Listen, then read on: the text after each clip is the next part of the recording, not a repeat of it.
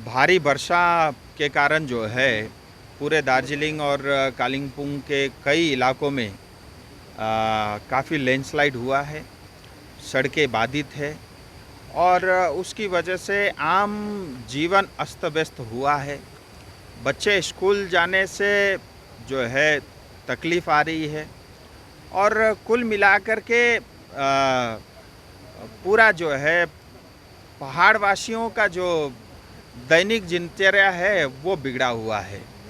और ये वैसे तो ये प्राकृतिक की जो है प्राकृतिक आपदा है, लेकिन फिर भी रेगुलर इंटरवल लेवल पे समय समय पर जो है अगर सड़कों की मरम्मत और मेंटेनेंस होता रहे तो मुझे लगता है ऐसी नौबत से हम बच सकते हैं। खैर, इस समय मैं जो है करसंग विधानसभा के जो है पगला झोड़ा स्थित NH 55 पे खड़ा हूँ और मेरे पीछे स्पोर्ट्स में आप स्पोर्ट में ही देख सकते हैं कि कितना बड़ा लैंडस्लाइड हुआ है और NH 55 पूरी तरह बाधित है, ठप पड़ा हुआ है। और ये क्षेत्र वैसे भी पहले से भी थोड़ा सा जो है सड़क यहाँ पे थोड़ी धंसती रही है, लेकिन इस बार का जो लैंडस्लाइड है वो काफ़ी बड़ा है, उसकी वजह से जो है सड़क बाधित है, NH 55 पूरी तरह बंद है। और मैं स्वयं जो है इस क्षेत्र में भ्रमण के लिए आया, अपने आँखों से स्थिति को देखने के लिए आया और साथ में जो है NH PWD के डिपार्टमेंट के अफसर भी मेरे साथ हैं। सो कुल मिलाकर के यहाँ पे इमीडिएट रिलीफ और लॉन्ग टर्म पे क्या किया जा सकता है उसको लेकर के डिटेल में चर्चा हुई। मुझे ये बताते हुए खुशी भी है कि पगला झोड़ा और तिंधारे के आसपास में जो लैंडस्लाइड हुआ है, महानदी में भी कुछ हुआ है, ये सब मिलाकर के करीब जो है 22 करोड़ रुपए ऑलरेडी जो है भारत सरकार की तरफ से रोड एंड हाईवे मिनिस्ट्री की तरफ से स्वीकृति हो चुकी है और इस 22 करोड़ का टेंडर भी हो गया है, किसी चेन्नई के किसी कॉन्ट्रैक्टर को मिला है और ये काम अब तक शुरू हो जाना चाहिए था, लेकिन वो उन्होंने काफ़ी बिलो प्राइस कोट किया है और उसमें सरकारी नियम ऐसा है कि एडिशनल 10% बैंक गारंटी और उनको भरना था। उसका अप्रूवल अटका हुआ था, कल मिनिस्ट्री में उसकी अप्रूवल हो गई है और आज ही जो है PWD NH डिपार्टमेंट को वो अप्रूवल मिल जाएगा और मैंने कहा है इमीडिएटली कल परसों से ही इसका काम शुरू हो।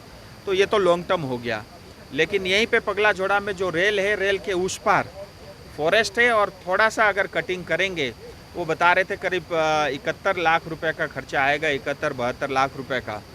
तो एक परमानेंट सॉल्यूशन, एक अल्टरनेटिव वो भी बन जाएगा और आए दिन जब पगला झोड़ा में लैंडस्लाइड के कारण जो जनजीवन अस्त व्यस्त रहता है उससे हम बच पाएंगे।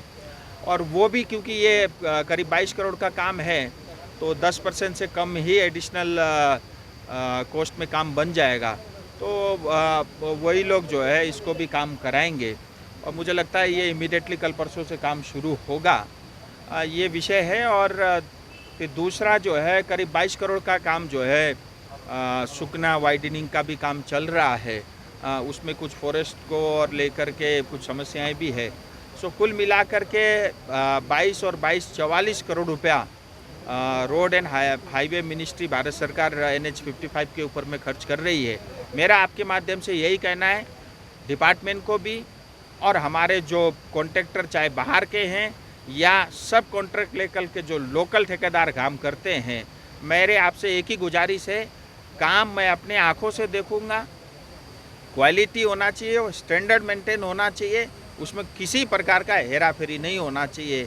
नहीं तो अगर उसमें हेरा फेरी होगा तो आप सीधा फिर जेल के अंदर में जाओगे। ये बात मैं आपके माध्यम से कहना चाहता हूँ। मैं डरा नहीं रहा हूँ, क्योंकि ये एक आम बात हो गई है। लोग हर जगह इतना भ्रष्टाचार करते हैं और भ्रष्टाचार के कारण विनती करता हूँ, हेरा फेरी नहीं हो। सरकार पैसा देती है, वो जनता का पैसा है, उसका उपयोगिता वो अच्छे से होना चाहिए। ये मेरा आपके माध्यम से कहना है। देखिए, वो नॉर्थ बंगाल में मेरा नज़र है बोल के सिर्फ भाषण देगी, करना उन्होंने कुछ नहीं है। आज आपको पता है 1 साल पहले, 1 साल भर होने वाला है, तीस्ता में जो आपदा आई और उसके कारण CM ने कहा कि मैं 25 करोड़ रुपए देने का घोषणा करता हूँ, आज तक नहीं मिला। मैं आपके माध्यम से कहूँगा अगली बार जब सिलीगुड़ी आओ तो वो 25 करोड़ रुपया ले करके आना। दूसरी बात, आज तक आपने उसको डिजास्टर घोषणा नहीं किया, इसकी वजह से जो है 120 करोड़ रुपया जो तिस्टा की और हाईवे की जनता को मिलना था उससे वो वंचित रहे हैं। इसका मतलब ये हुआ 120 और 25 145 करोड़ रुपए की चोरी जो है मुख्यमंत्री ने तिस्टा की जनता से किया है।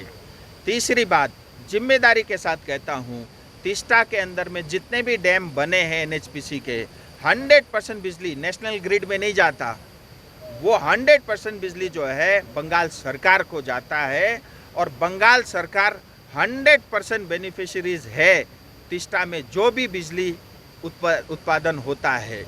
बिजली हर साल 700 से 750 करोड़ रुपए की बिजली बनती है, सारा बंगाल ले जाता है।